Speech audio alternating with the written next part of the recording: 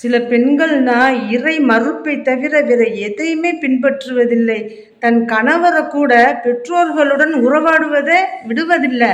அவங்களே கூட்டிட்டு வந்து ஷோகேஸ் பொம்மை மாதிரி பெற்றோர்களை காமிச்சிட்டு பின்னாடியே கூட்டிகிட்டு போயிடுறது.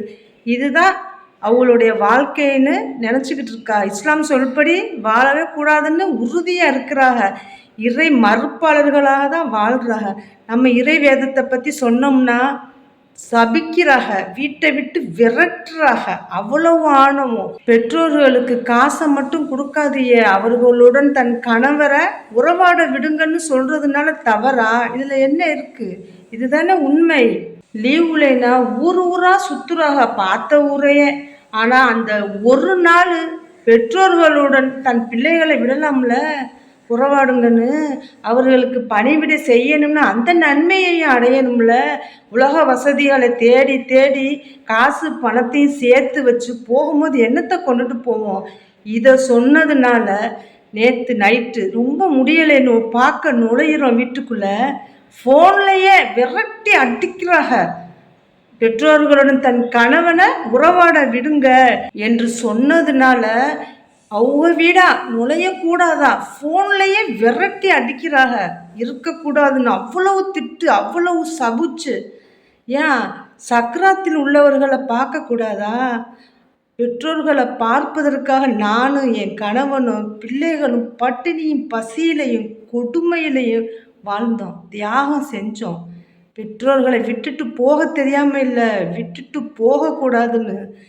அப்படி வாழ்ந்தவங்க காசு இருக்கிற ஆணவத்தில் அவங்க வீட்டில் நாங்கள் நிற்கக்கூடாதா, ஜனாசாவை கூட பார்க்கக்கூடாதா சட்டம் போடுறாங்க. நான் அவங்க கட்டுன வீடா, அவங்க கட்டுனாவே மரணம்னு ஒன்று இருக்குல்ல. அவங்களே மரணித்தாலும், ஏன் நீங்களே மரணித்தாலும் உங்கள் வீட்டில் ஒரு நாள் 2 நாளைக்கு மேலே உங்கள் ஜனாசாவை போடுவாங்களா அந்த வீட்டில்? அல்லாஹ் என்ன சொல்கிறான் தெரியுமா? அதிகமாக ஆடாதீர்கள், உங்களுக்கு நேரம் வரும்போது ஆடாமல் அசையாமலும் கிடைப்பீர்கள், மரணம் நீங்கள் எங்கிருந்தாலும் உங்களை வந்து அடையும் என்று அல்லாஹ் சொல்கிறான். ஒரு ஆண்மகன் தன் குடும்பத்திற்கு பொறுப்பாளி ஆவான், தன் பொறுப்பில் உள்ளவர்களை பற்றி நாளை அவன் விசாரிக்கப்படுவான் என்று. அப்போ பெண்கள் என்ன சொல்லி கொடுத்தாலும் பின்னாடி நின்று ஆமா போட்டு பெண்களை பேச விட்டு வேடிக்கை பார்க்கக்கூடாது. எது நல்லது, எது கெட்டது, எது தீமை, எது நன்மை என்று உணரணும். நீங்கள் சொர்க்கம் செல்லணும் என்றால் அல்லாஹ் என்ன சொல்கிறான் தெரியுமா?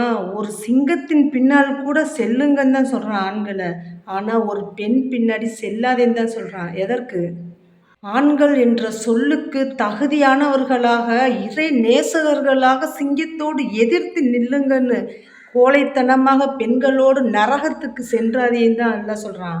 ஒன்றுமே இல்லாமல் வர்றாங்க, ஆனால் பெற்றோர்களுடன் தன் கணவரை உறவாட விடுவதே இல்லை. தன் கூட பிறந்த இரத்த உறவுகளையும் ஒன்றுக்கு பத்தா சொல்லி கொடுத்து கிளச்சும் விடுறாங்க.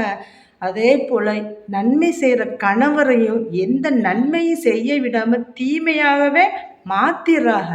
தன் கணவனை எந்த நன்மையையும் செய்ய விடாமல், உறவுகளோடு உறவாடவும் விடாமல், பணத்தை மட்டும் சம்பாதிக்க வச்சு நம்ம ஆடம்பரமாகவும் சொகுசாகவும் வாழணும்னு நினைக்கிற உங்களுக்கெல்லாம் திமிரு இவ்வளவு இருந்தா, அல்லாஹ் எனக்கு பரக்கத்தா தந்ததை இறைவழியில் நல்வழியில் செலவு செய்து அனைத்தையுமே தியாகம் செய்து இனி இழக்க எதுவுமே இல்லை என்றவுடன் ஒரு துணிச்சலோடு கொடுப்பவன் இறைவன்தான் என்று உணர்ந்து அவனே எனக்கு போதுமானவன் என்று நன்மையை ஏவுற எனக்கு எவ்வளவு இருக்கும்.